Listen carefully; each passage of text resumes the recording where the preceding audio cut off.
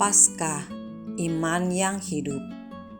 Bacaan diinspirasi dari Injil Suci menurut Yohanes, bab 20 ayat 1 sampai dengan 9. Pada hari pertama pekan itu, pagi-pagi benar ketika hari masih gelap, pergilah Maria Magdalena ke kubur Yesus, dan ia melihat bahwa batu penutupnya telah diambil dari kubur. Ia berlari-lari mendapatkan Simon Petrus dan murid yang lain yang dikasihi Yesus. Ia berkata kepada mereka, "Tuhan telah diambil orang dari kuburnya, dan kami tidak tahu di mana ia diletakkan."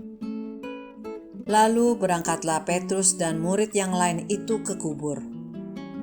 Keduanya berlari bersama-sama, tetapi murid yang lain itu berlari lebih cepat daripada Petrus, sehingga ia lebih dahulu sampai di kubur. Ia menjenguk ke dalam dan melihat kain kafan terletak di tanah. Akan tetapi ia tidak masuk ke dalam. Kemudian tibalah juga Simon Petrus menyusul dia dan masuk ke dalam kubur itu. Ia melihat kain kafan terletak di tanah, sedangkan kain pelu yang tadinya ada di kepala Yesus tidak terletak dekat kain kafan itu, tetapi terlipat tersendiri di tempat yang lain. Sesudah itu, masuklah juga murid yang lain, yang lebih dahulu sampai ke kubur itu.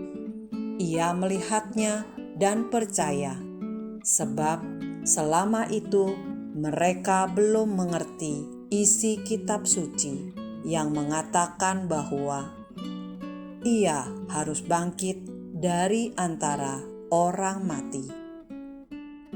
Demikianlah sabda Tuhan. Terpujilah Kristus.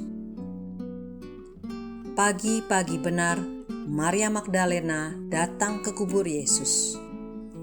Hatinya hancur pedih. Ia mau menjadi yang pertama datang dan mengurapi tubuh Yesus yang hancur lebur oleh siksa. Siapa yang akan menyingkirkan batunya? Ketika ia sampai, batu telah terguling. Tubuh Yesus sudah tidak ada lagi. Kosong, sekosong hatinya. Ia pun berlari mendapatkan Simon Petrus dan murid yang lain, dan semua berlari menuju makam. Masing-masing penuh dengan pikiran, berlari sambil bingung, berlari dengan rasa takut, berlari sambil bertanya mengapa Yesus hilang. Petrus berlari dengan hati berat, merasa bersalah pula. Itu sebab ia berlari perlahan, sementara murid yang lain telah terlebih dahulu tiba di makam. Namun itulah hierarki. Petrus tetaplah pemimpin. Ia masuk ke makam terlebih dahulu. Hanya kain yang tersisa. Tubuh Yesus hilang. Murid yang lain, tak kala melihat itu semua, mengerti Yesus telah bangkit. Petrus tetap bingung. Maria Magdalena tetap pada kepedihan hati yang terpendam. Kebangkitan Yesus adalah peristiwa iman. Kubur kosong bukanlah bukti bahwa Yesus telah bangkit. Bisa dipandang sebagai jenazah Yesus dicuri orang, seperti Injil Matius. Lihatlah, Petrus masih bingung, dan Maria Magdalena tetap dalam kepedihannya. Karenanya, iman tak bisa dipaksa-paksa. Ada orang yang mengatakan, Yesus bangkit, itu kisah lama dan kuno. Hari Paskah yaitu hanya ibadah. Belum mengerti isi kitab suci, sehari-hari hidup dalam hitungan angka melulu dan kasat mata. Beriman mungkin hanya saat-saat nafas tinggal satu demi satu. Ini kisah seorang pengusaha. Hidup penuh dengan hitungan angka, untung dan rugi.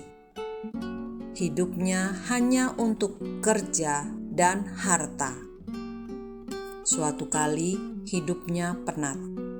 Dia berangkat berlibur di sebuah kota kecil.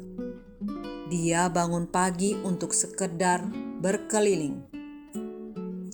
Ketika berjalan, dia mendengar lonceng gereja berdentang.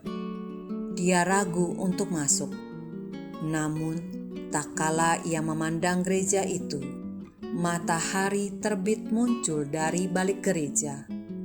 Tiba-tiba terasa sinar dan matahari yang baru. Akhirnya, dia masuk ke gereja itu, dan umat saat itu sedang menyanyikan, "Kristus bangkit, Kristus mulia, wartakan dengan lantang." Selamat Hari Paskah. Marilah berdoa.